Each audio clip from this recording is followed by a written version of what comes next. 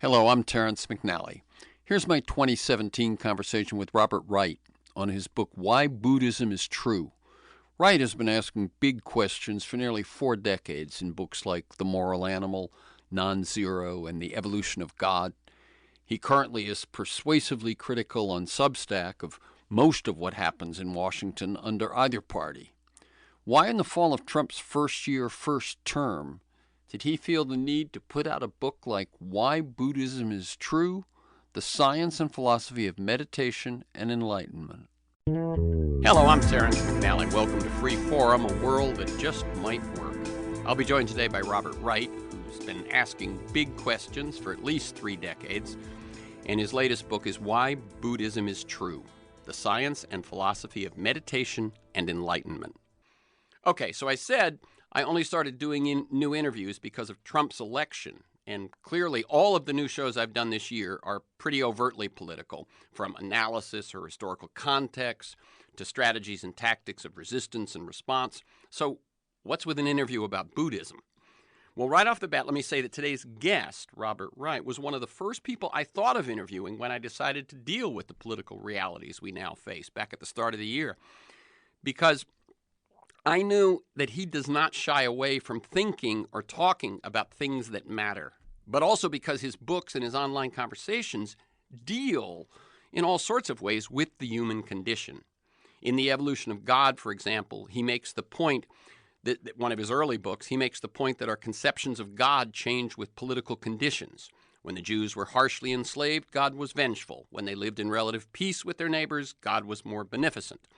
So how does that play out in religion's contemporary influence on politics, whether in ISIS or America's evangelical right?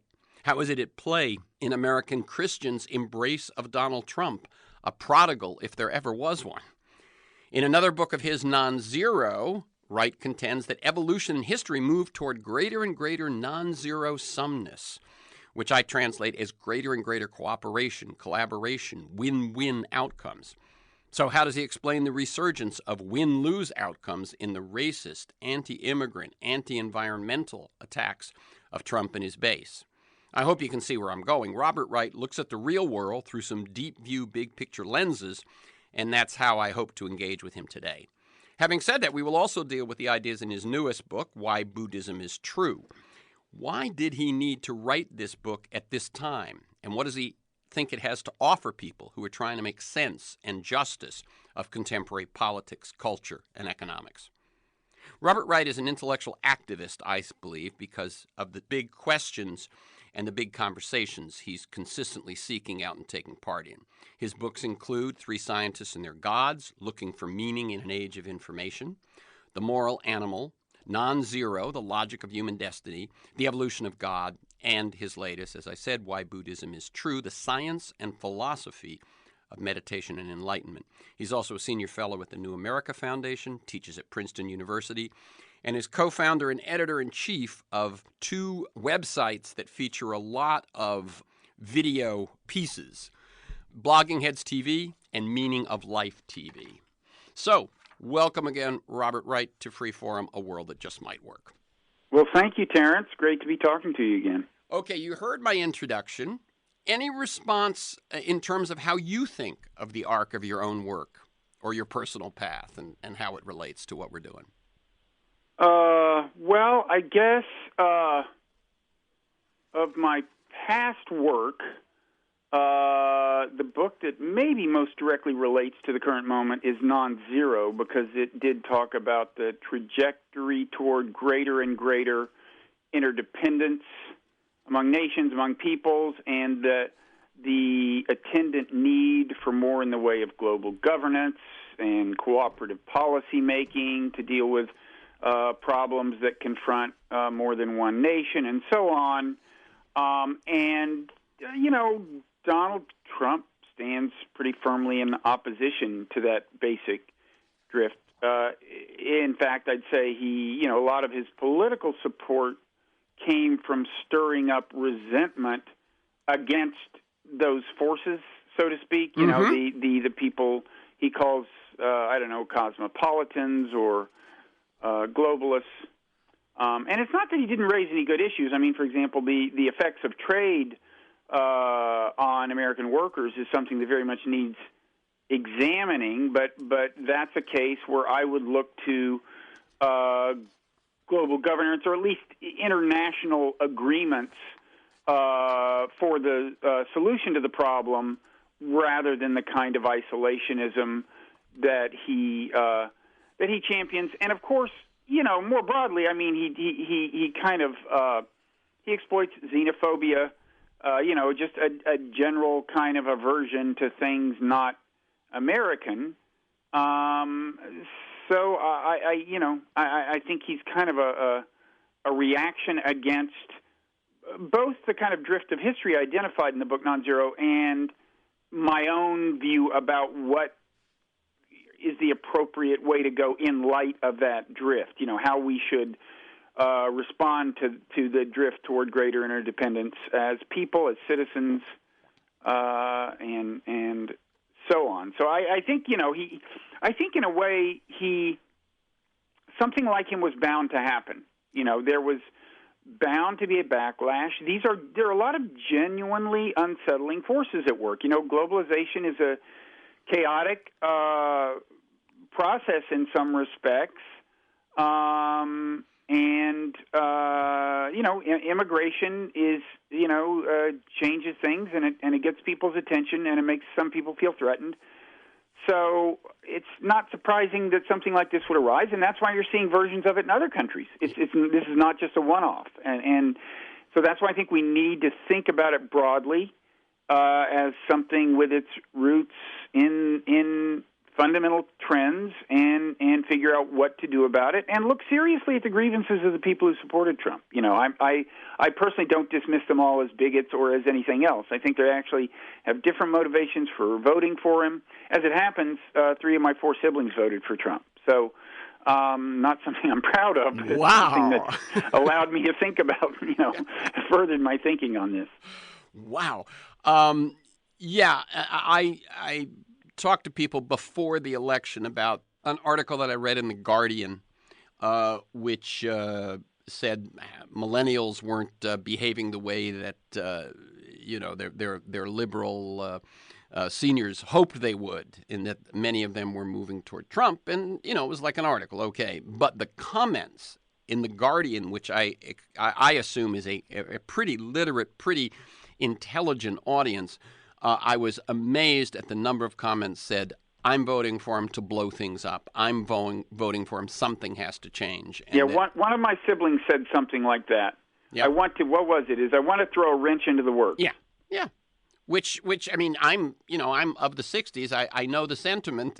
And of course, one of the comments just a short way down the path after this article was, I did that in 68 and we got Nixon. But right. But there you go. Yeah, I think, by the way, one thing you mentioned that the threats of globalization, I think paired with them are the threats of technological innovation, and that it's the two together. One is easier to find an enemy, and the other one is shall we say easier to ignore, because it's I mean, I even read actually that Carrier, who Trump made that big deal of, that he was saving jobs and that they were investing $16 million more in their operations here. It turns out I read something yesterday, Lord knows if it was true, but I read something yesterday that said that all of that $16 million is going toward automation. So there are automation is an underrated force, and I think most economists would say it plays a bigger role in displacing Americans from their jobs than international trade does. But in any event, it's a big deal, right? And it's something we need to think about. And obviously, something which we're not going to deal with much today, but which also, just is ready for philosophical conversation. Right, as to what does this mean? Who are we? Who are they? What role do we and our inventions play, and all of that? But we don't have time to go into that one today. One thing I wanted to do, Robert, was just start off with a couple of your earlier books to get people who might not be that familiar with your work familiar with it, but also because it I think, lends some light on this. But the first one, the first book I found of yours was your first book, Three Scientists and Their Gods, and I wasn't aware when I discovered it of its prominence, that it was nominated for a Pulitzer Prize and so on. But I loved it, and I found it a wonderful introduction to some provocative approaches to worldviews. You wrote that in '88, which, as I place it, is really right at the emergence of the personal computer and the internet. When you look back at that now, look back at some of what you were talking about there, what those three scientists you talked about, what have you kind of thought about in reflection on that? Because the timing of it seemed very opportune. Yeah, well, that was at the dawn of kind of the digital age almost. Mm-hmm. I mean, I guess, I had bought my first personal computer, which would seem incredibly crude by today's standards, a few years before the book came out, and I wrote the book on it. But for example, we weren't yet thinking of computers as communications devices. That's right. I don't think I used a modem on that particular computer. But I did have a sense when I wrote the book of how information technology seemed to fit into the very broad sweep of human history and, in a certain sense, all of organic history. I mean, I'd gotten interested in the ideas of this Jesuit mystic, Pierre Teilhard de Chardin, who, I mean, whatever you want to say about his views of kind of how evolution works and so on, there's controversy over that. I mean, he was a paleontologist as well as a Catholic theologian, but writing back like in the early part of the 20th century, he said, look, step back and look at this. We're building a global brain. Yep. Which he called the noosphere. I mean, this was before TV. He was saying this, and I came to think that he was right, that if you looked at, information technology and from broad perspective, that's what was going on, and you could almost view it, as he did, as the culmination of the growth in complexity that had started with the beginning of life and biological organization, right? So you've gone to multi-celled organisms, to societies of multi-celled organisms, and this one species, us, sets in motion a cultural, which includes technological evolution, that carries organization to higher and higher levels. You get ancient city-states and so on. And here we are on the verge of global community, and that is very much in that first book. And already then I was starting to think that that our politics were going to need to adjust to this. Nations were going to have to cooperate in ways that to solve non-zero-sum problems, which is a theme I revisited in Non-Zero. Now, in between those two books came my book on evolutionary psychology, The Moral Animal, and I mention that because it's the one that hooks up most with the book I just wrote, the Why Buddhism is True book. Right. And the part of it that hooks up, trust me, I'm going to try to draw all this together. Just give me one more minute, Terrence. I'm asking you to do a lot here. When I wrote The Moral Animal about evolutionary psychology, I became aware of what an imperfect instrument the human brain is. Mm-hmm. Natural selection literally designed certain kinds of delusions into it, right? Like, because thinking of our enemies in particular ways, or our rivals in particular ways, or our allies in particular ways, had helped get genes into the next generation during human evolution. Thinking about our enemies and our allies in those ways became part of human nature. And I think the ways we think about those things and some other things, including our own righteousness, tend to be warped. And if we're going to solve all these problems we're talking about, we're going to have to unwarp them. And one way, not the only way, but one way I think to facilitate that unwarping is meditation, mindfulness meditation in particular.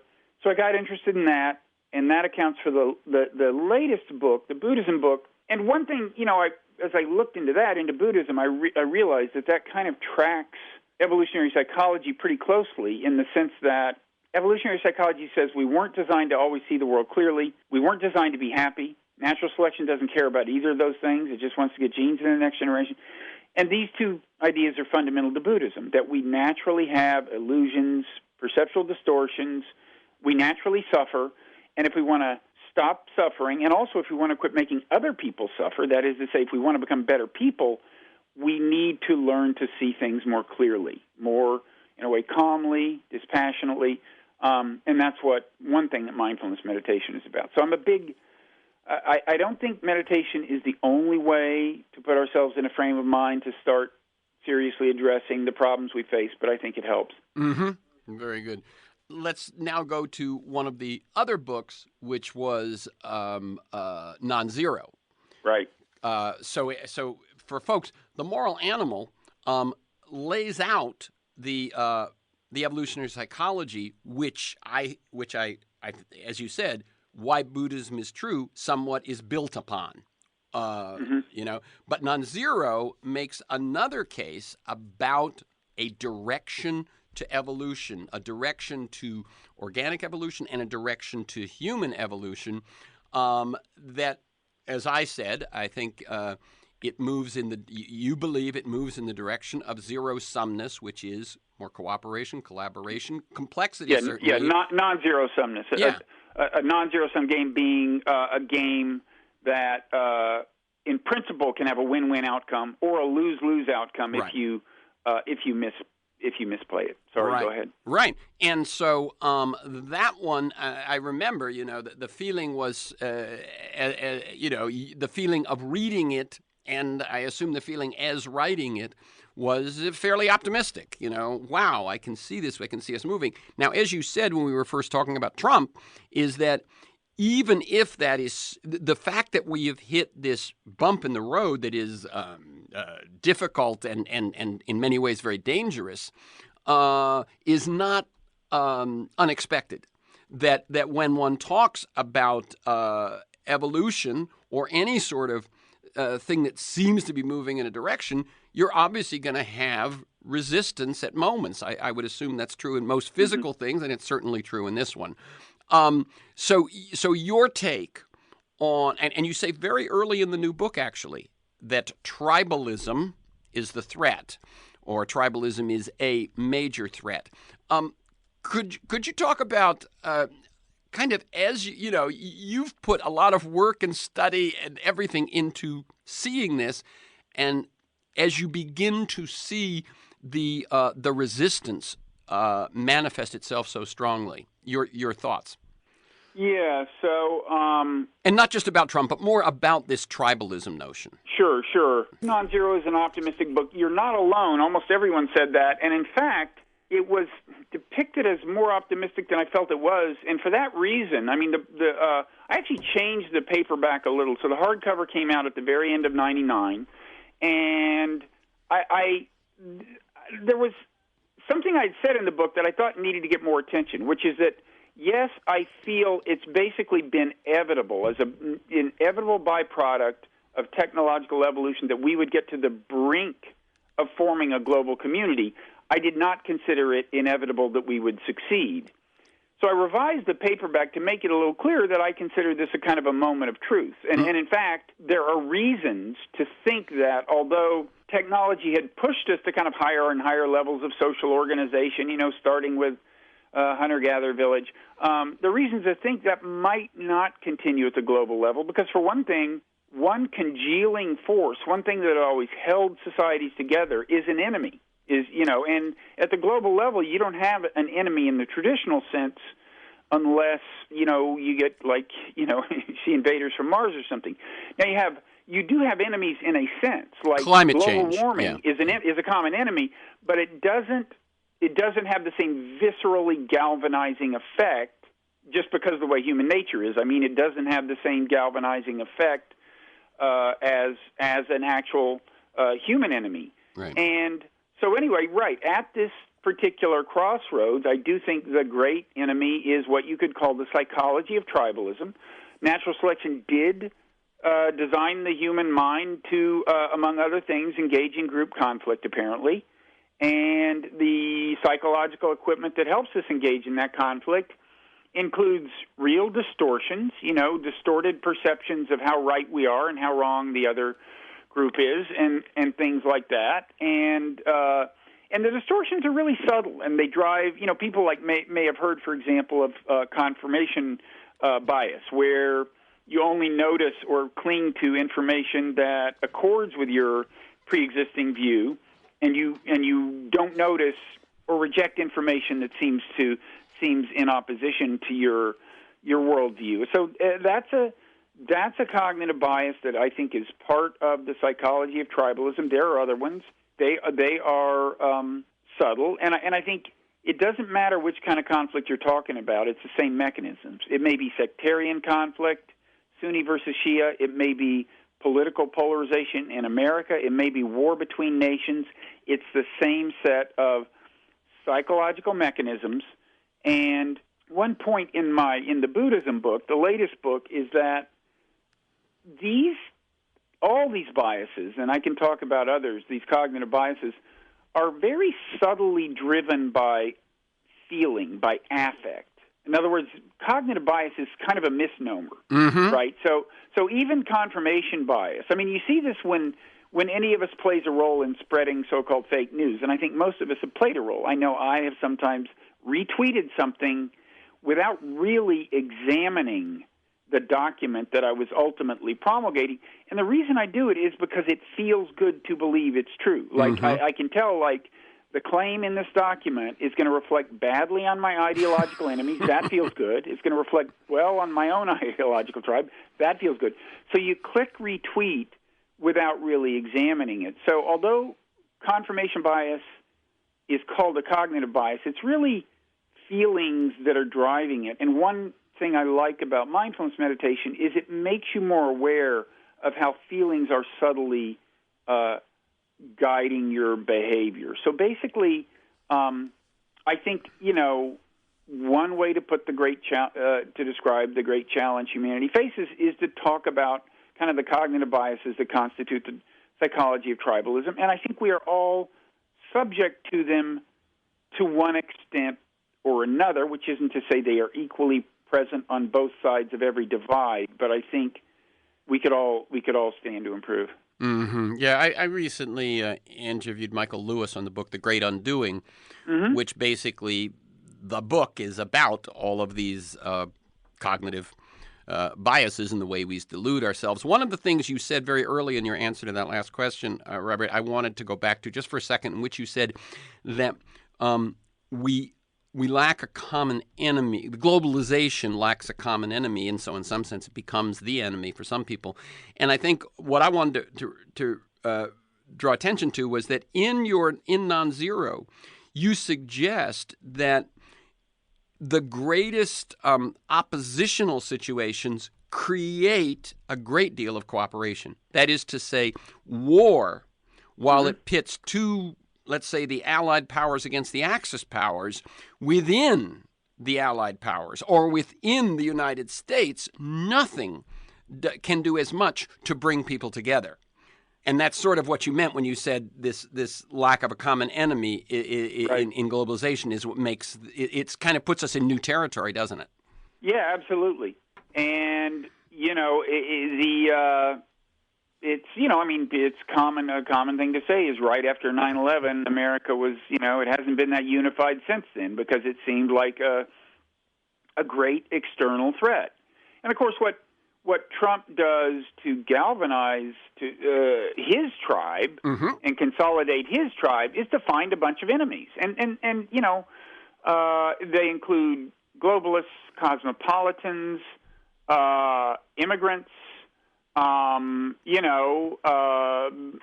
feminists, whoever. He's good at that, and that's why he's dangerous, because he has such a sense for kind of the dark parts of human nature and how you exploit them. I mean, if you can convince people that they have an enemy, then a particular set of cognitive biases will get triggered, and then they will view the enemy through those lenses, and that will shape the way they process, all the information that's coming in. But that's why kind of our side faces such a rhetorical challenge, right? We can't, it's part of our ideology, I hope, that you don't play that game, right? Yeah. I mean, you don't. And I will say, this is why, I don't want to get into this too much, but, there was a division kind of among anti-Trumpers on this Russia thing, on how heavily to exploit, the seeming connection between Trump and Russia. And I think one reason some people on our side were uneasy about that, I mean, Glenn Greenwald and me to some extent, is just whenever you start, accusing someone of associating with foreign people and that being the big indictment, I always get a little uncomfortable because that impulse has been misused so often. Mm-hmm. Now, as it happens, I think there's more and more evidence that something kind of weird was going on with Trump and Russia in some sense. But so it's not like that's an illegitimate avenue. But this points to the challenge we face. Mm-hmm. We can't say to Trump supporters, wait a second, the enemy isn't the globalists. The enemy is this other group of people. The enemy isn't the immigrants. The enemy is this other group of people. Right. There's no other group of people we want to point to, right, and demonize. So that makes it a very difficult challenge. Yeah, but the other piece, by the way, in the very end stages of the election campaign, as far as I could tell, the Democratic campaign, the Hillary Clinton campaign, was focusing much more on the enemy, that is to say Trump, and the mm-hmm. fear of Trump's mm-hmm. unfitness than they were any sort of positive future. And, that's right. And while it worked great for him, it didn't work so well for them. No, that's right. I mean, people said Trump was appealing to fear. The Clinton campaign was largely about appealing to fear of Trump. Absolutely. And now I happen to think that was a legitimate fear, as we're seeing. But on the other hand, you would like the candidate to be proposing something positive to solve some of the problems that Trump was exploiting. Right. And the other thing, he's not dreaming all these problems up. The other thing I would say, problems. The other thing I would say is that his audience, his base, was much more likely to be motivated to make sure they made it to the polls based on the fears he was raising than her audience was was just not as motivated by the fear of Trump. And I think, you got to also take into account who you're working with. Right. And how susceptible they're going to be. I agree. And let me give you an example of something that continues to be discussed virtually not at all, so far as I can tell, on the left. And this is something I emphasized in Non-Zero and in other writings, but it's that, there is such a thing as a left-wing trade agreement. Okay, the choices are not between trade agreements with countries and the kind of economic isolationism that Trump is proposing. You can imagine trade agreements that have truly significant labor and environmental accords. Now, we've had trade agreements with labor and environmental accords, but that's largely been a kind of a token thing. I mean, there's especially in the labor front. And I would just like to imagine, like, what kinds of things could you in principle have in a labor agreement? You could say, if a low-wage country wants to have a trade agreement with us, they have to legalize unionization if unionization is not legal. Or, in the extreme case, they have to even agree to a minimum wage. Now, that's going to sound crazy to most people, in the world, because nobody ever talks about it. But and traditionally, the kind of people in corporate America who contribute so much money to campaigns on both the Democratic and Republican sides have so fiercely rejected this kind of talk that no one ever took it seriously. But I think Trump illustrates that, look, you may have to choose between trade agreements that are more left-wing than any trade agreements we've ever contemplated and all hell breaking loose, right?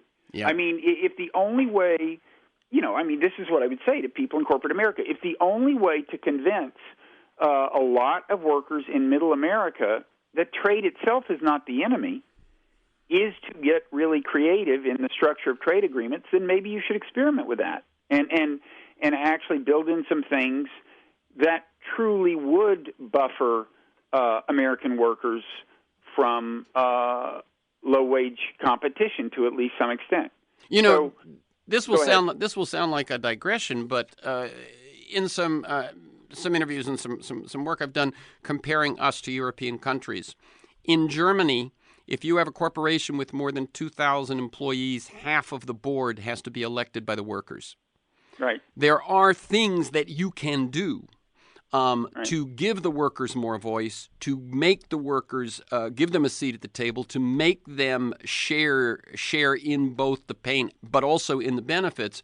And I don't even see progressives in America doing any kind of a decent job of actually pushing those sorts of things. That could be in a trade agreement. I mean, No, you're right. There's very little creative discussion in general. In fact, back when Steve Bannon was still part of the administration, he was pushing. Yes, he was. A more progressive income tax. Yep.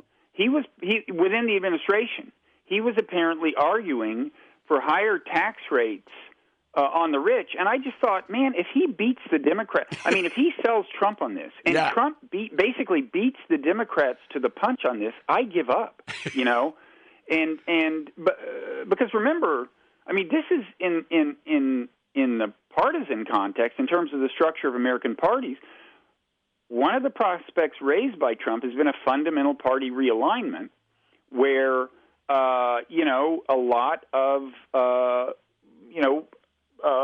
workers, middle American workers who might have traditionally been Democrats, perhaps by virtue of union affiliation or whatever, move to the Republican Party, and the Republican Party changes its character, and it becomes the party that taxes rich people and is suspicious of elites, and that was kind of Bannon's hope. Yeah. And I just think Democrats need to be thinking about the thing in that broad a context. The Trump signifies that we need to rethink things. And by the way, one name we haven't mentioned here, since I did it early on, talking about an organization that grew out of his campaign, is Bernie Sanders.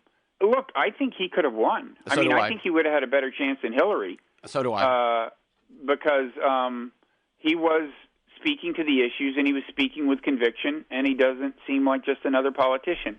We also shouldn't underestimate how much of this was just a revolt against the political class. Absolutely. No, Trump didn't seem like a politician. That's one thing you can say about him, is he doesn't seem like a politician. And you know what? To most people, neither does Bernie Sanders. That was the perception. Yeah. And the other thing, I mean, when I looked at, there were two candidates drawing crowds of 25,000. And that's a very good indicator of whether you're going to have passion when it comes time for get out the vote. No, absolutely. And that was ignored. There's been work done on Trump voters, kind of anthropological work, so to speak. Social sciences going out into Trump land and interviewing them, and some of them have found that a lot of people who voted for Trump were fairly sympathetic to Sanders. Yep. Hello, I'm Terrence McNally. You're listening to my 2017 conversation with Robert Wright on his book, Why Buddhism is True, The Science and Philosophy of Meditation and Enlightenment. Okay, one question about the evolution of God. In The Evolution of God, another book that I highly recommend folks get, you talk about what you call the changing moods of God, arguing that religion is adaptable and it's based on the political, the economic, the social circumstances of the culture that it's taking place in, rather than strictly based on Scripture. One of the things, how do you see that playing out in religion's contemporary influence on politics, whether in ISIS or America's evangelical right? What is driving them to have a vengeful God and a vengeful religion? Well, I think, as usual, it's the perception of an enemy. I mean, in the case of ISIS and, in general, kind of radical Islam, it is very much aided and abetted by the perception that there are enemies of Islam and that the United States is one of them. And we've, blundered into kind of encouraging that perception. Certainly not starting with, but certainly including the war in Iraq, without which ISIS would not exist, by the way. Yep. I mean, and now, unfortunately, Trump is associated with a lot of people, including himself, who talk in a way that encourages the perception that America is at war with Islam. Steve Bannon virtually agreed, and still does, though he's not part of the administration anymore, with that. He had this kind of clash of civilizations worldview. On the Christian right, there is the perception of an enemy that Trump kind of exploited, and there the idea is that the enemy is kind of, well, broadly speaking, I mean, certainly includes these kind of cosmopolitan elites who have a different value system and who are thought to hold people like them in contempt. And by the way, this is one reason I'm not a big fan of the new atheists. I think in general, when, I'm not opposed to atheism. Right. It's just that when you see part of your mission to be going around and preaching to everyone about how stupid they are to believe in God, that's only going to bring out the most radical elements. And so I think, I think one thing that would be good in this context is just to be, just not convey the idea that we hold people in contempt generally. Yeah, exactly. I mean, Trump-based in general, not just the religious part. Right. So it's driven largely by the perception that we hold them in contempt. And I've just started this thing called Mindful Resistance. It's at mindfulresistance.net, which it is connected to my book, my Buddhism book, and to mindfulness meditation, but it isn't only for people who meditate. The broad point is, we need to be careful and strategic in dealing with Trump. And sometimes we overreact to his provocations in ways that strengthen his base, and we need to be aware that when we express anything that can be as construed as contempt for his base, and start talking as if, well, they all must be racist, or they all must be this, or they all must be stupid, that empowers him. And broadly what we're doing there is encouraging a mindful approach to resisting Trumpism in just the everyday kind of traditional English sense of the term mindful, which is to say careful, attentive, calm, but determined. And that's actually very much the mindset that mindfulness meditation cultivates, I think. I mean, it isn't, I'm not talking about, using meditation to suffuse the world in brotherly love. I mean, that would be great. And there actually are forms of meditation designed to cultivate love. But mindfulness meditation is more about clarifying the mind, making you aware enough of your feelings that you're not overreacting to things like Trump. And it isn't just that overreaction empowers his base, it's that it distracts us from addressing the problems we've been talking about. We need to think seriously about the challenges posed by globalization, about how Trump supporters react to immigration, about why they feel disrespected and ignored, and so on. And we need we can't get too distracted by Trump's, ongoing reality show. So what, people at mindfulresistance.net, they can sign up for the weekly newsletter. We've just started it. It's evolving. I've only been doing it for a couple of weeks. And I encourage, I encourage people to try mindfulness meditation. I think that'll help, but it's not only for people who do that.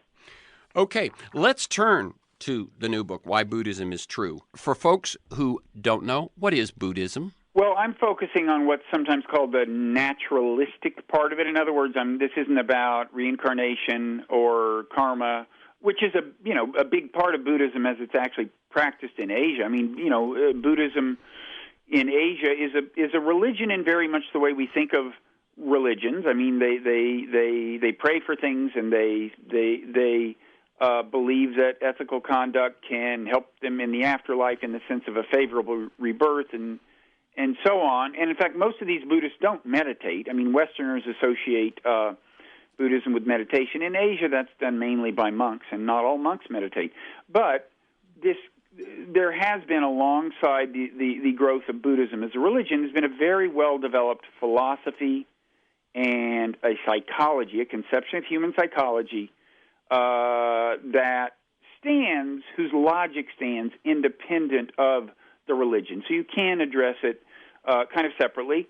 And it is the part of Buddhism that has become so big in the West, in what some people call Western Buddhism, which involves meditation in the context of Buddhist philosophy. But certainly I'd say one thing I'm defending when I say, why Buddhism is true. I mean, by the way, I know that is a title that is so ambitious and arguably grandiose that it could be taken as obnoxious. I understand that as a reaction to the title. But what I mean by why Buddhism is true, what I'm saying is true, is the essential Buddhist, first of all, the diagnosis of the human predicament, which is this. Buddhism says that the reason we suffer and the reason we make other people suffer is because we don't see the world clearly. We are subject to certain delusions. If we clarify our visions, we can suffer less, and we can also become better people. So it's kind of an amazing claim, the idea that these three things would align, right? The pursuit of truth would also nourish happiness and nourish good behavior, get you closer to moral truth. That's an amazing claim. I am arguing that it's true, and I'm defending not just the Buddhist prescription, but the Buddhist diagnosis, which includes meditation, in particular mindfulness meditation, which is a very, goes back to very ancient Buddhist texts.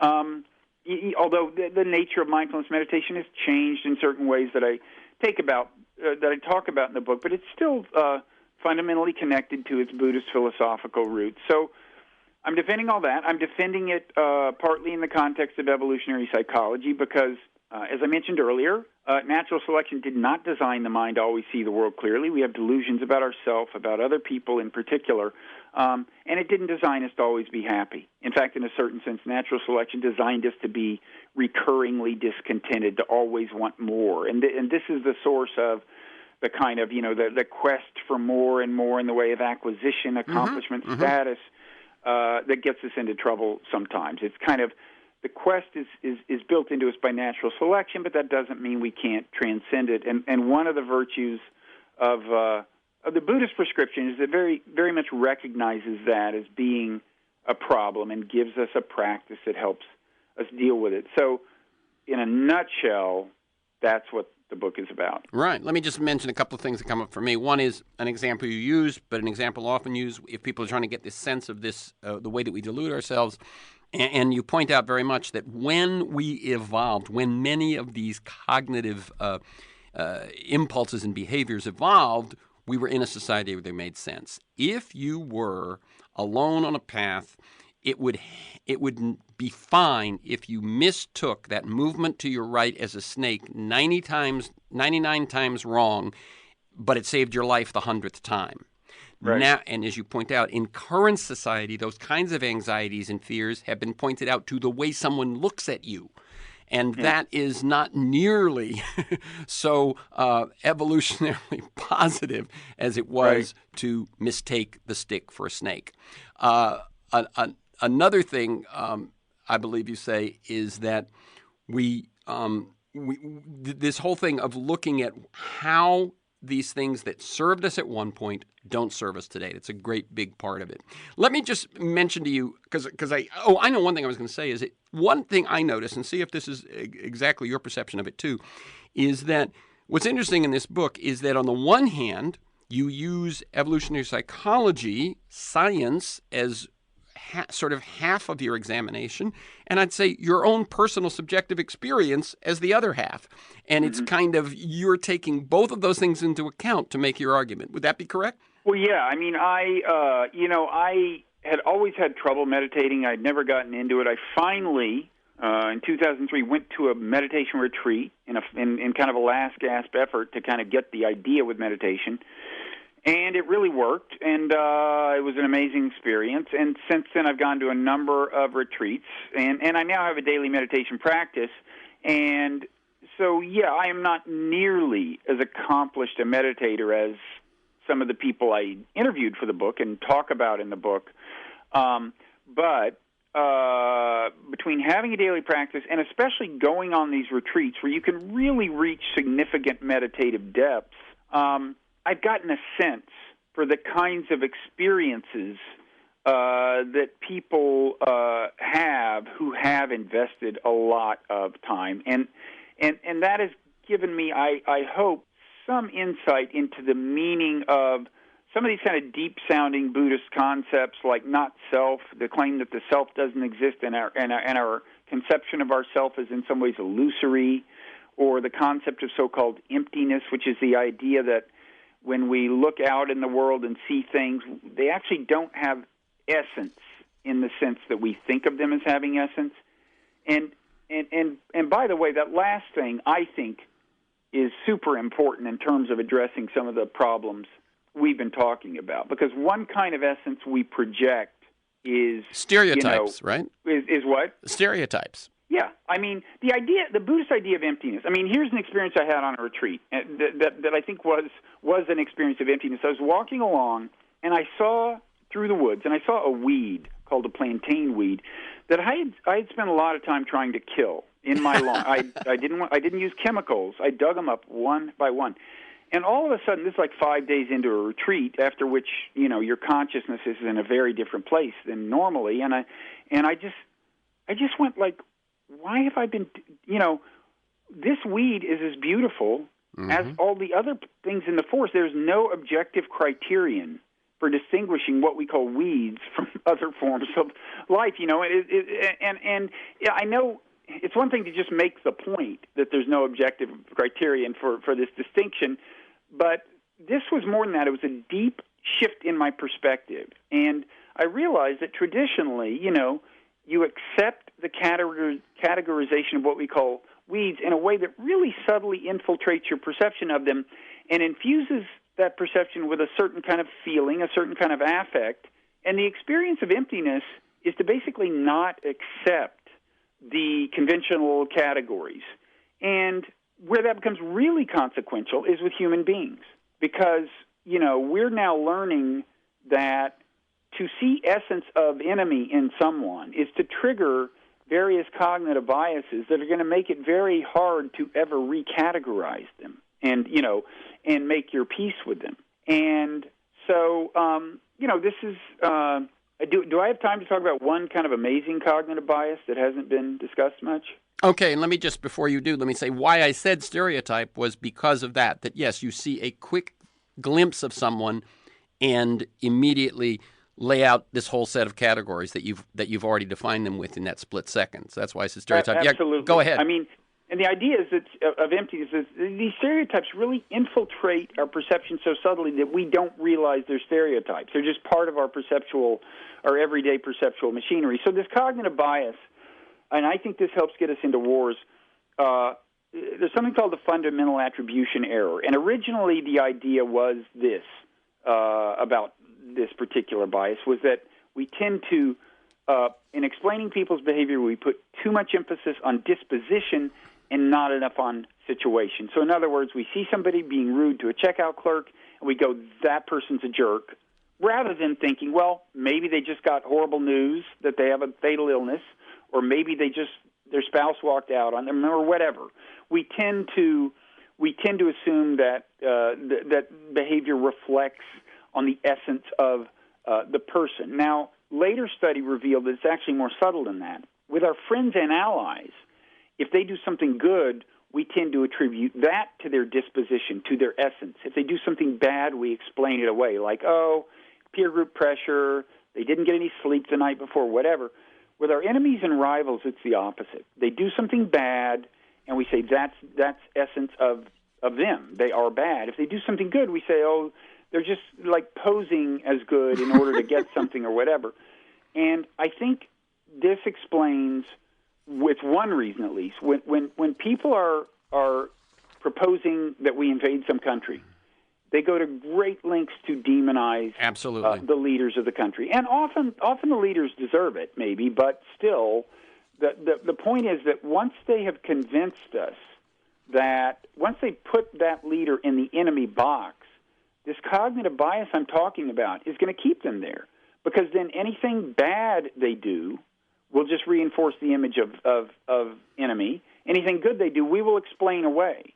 And I really think if you ask, like, why, when Saddam Hussein had admitted weapons inspectors and let them inspect every facility they asked to inspect, which is a fact that is often denied but is a fact, we didn't, it was always like, this is trickery. This is trickery. We know he's hiding something because we've already put him in the enemy box. And in the deception box as well. Let me go on from there, because we have very little time now. And I would say, by the way, when you say we, you mean we, those who were Dick Cheney and his folks. I mean America as a government. That's yes. right. There were many of us who didn't. Including me, I'm happy to say. Yes. Right. Let me offer something just as for folks who are kind of playing with this meditation and mindfulness piece. And this is, I myself was introduced to meditation back in 1971 when I took up yoga. And it didn't take, and I did it while I was at a yoga camp for a couple of months. I did it every day, but then I didn't continue until 1985 when I was in the beginnings of a divorce, and my career was going well, but overwhelmingly so, I did it off of Herbert Benson's book, The Relaxation Response, because it was so damn practical. And now I have done it. But one of the things that I noticed, and that when people are thinking about it, I tell them this: I believe there's a message inherent in something as simple as the focus on the breath. Because notice I say the breath and not my breath, because no matter what your philosophical, psychological, religious interpretations of reality might be, you're focusing on something that you share, not only with other human beings, but with all other creatures, with plants, and even with all that came before or will come after. The thing you are focused on when you focus on the breath is essential to your existence, but it's transitory, and it flows within and without you. I think that, as much as people just look at focus on the breath is kind of to have something to look at, I think the message of that is deep and deeply helpful. That's a good way to look at it. I mean, it's certainly true that with mindfulness, the typical way to start kind of stabilizing your mind is by focusing on the breath, and that's a tradition that goes way back before Buddhism. The breath, I think in, Hindu philosophy that precedes Buddhism, I believe the breath is accorded a kind of profound significance, maybe somewhat of the kind that you're attributing to it. But I think beyond that, I mean, I'm going to say something that may sound a little different, but I think is related, is that one of the ideal end results of mindfulness meditation is to realize how much you have in common with other people, to acquire enough kind of distance, in a certain sense, from yourself, to do a good enough job of observing your own mind, and to remove enough of the kinds of distortions that impede your view of other people's behavior, to realize that fundamentally people everywhere are driven by the same set of concerns and insecurities and so on, and very often the behavior that we find abhorrent and may genuinely need to change in other people or ourselves boils down to these kind of basics of human nature, and kind of the more calmly we can observe that and think about how to deal with it, the better. Okay, I'm gonna give you one last question. By the way, the book goes way beyond what we've talked about, and I just want to give it that comment before I ask you this last question, and that is that although we've been talking about sort of the initial stages, Robert does deal with the fact that Buddhism doesn't just want you to be mindful in the moment, but it also promises enlightenment, realization of whole new perceptions and so on. And the book deals with that. We're not taking much time to deal with it. I'm going to go to the quote that you have from Walpola Rahula, a Buddhist monk, in 1959, published a book called What the Buddha Taught, in which he says that the false notion of the self produces harmful thoughts of me, mine, selfish desire, craving, attachment, etc. He says it is the source of all the troubles in the world, from personal conflicts to wars between nations. To this false view can be traced all evil in the world, the false notion of the self. Here's your last question. You say, if saving the world depends on a big chunk of humanity having this experience, we may be in for a long wait. Right, but I'm happy to say that I don't think saving the world does require a big chunk of humanity having what's called the full-on not-self experience. One of the points of the book is that even if you're doing a kind of like therapeutic version of mindfulness meditation, stress reduction, dealing with anxiety, I think you're closer than you realize to exploring at least somewhat more deeply really profound Buddhist concepts like not-self. And it's not just a matter of like meditating for years, hoping you finally suddenly cross that threshold toward what's called not-self, and the bounds of the self dissolve and you feel continuity with everyone and you're forever changed. I'm making the argument that you can kind of make incremental progress toward that by letting go, ceasing to identify with certain problematic parts of yourself, ranging from anxiety to rage, and in the process, dropping the things that separate you from identifying with other people and other living things. And even if you don't get all the way to full enlightenment, and I think very, very few people can hope to get that way in the deepest Buddhist sense, you can make real progress. And what's needed to save the world is that more and more people just take that challenge seriously and recognize some of the distortions built into us by natural selection, including this obsession with ourselves and our stories about ourselves and acquiring more and more things for ourselves, and so on. I think, just earnest intention combined with meditation can do a lot to help the world, whether or not any of us ever attain full enlightenment. So again, the websites are Meaning of Life TV, Blogging Heads TV, and meaningfulresistance.net. The book is Why Buddhism is True, The Science and Philosophy of Meditation and Enlightenment. Thank you, Robert Wright. Keep up the good work. Thank you, Terrence. Your work is really important, so you keep it up too. Thank you. For this conversation and many other interviews, articles, transcripts of interviews, and to join me in pursuit of a world that just might work, go to terrencemcnally.net, TERRENCMCNALLY.net, or aworldthatjustmightwork.com. That's one word, a world that just might work. They're the same website. If you want to receive weekly email announcements telling you who's going to be on, and what we're going to talk about, and whenever I put a new podcast up, sign up at my site or email me at temcnally@mac.com, TEMCNALLY@mac.com. You can also subscribe and listen to the Freeform podcast on iTunes. You can find years of podcasts at my site. Listen anytime, anywhere. Michael Lewis, Jeremy Scahill, Robert Reich, Van Jones, Connie Rice, Greg Boyle, etc. Thanks to G, my engineer, and to George Vasilopoulos at Progressive Voices, and most of all to you, my listeners. Please share this podcast widely.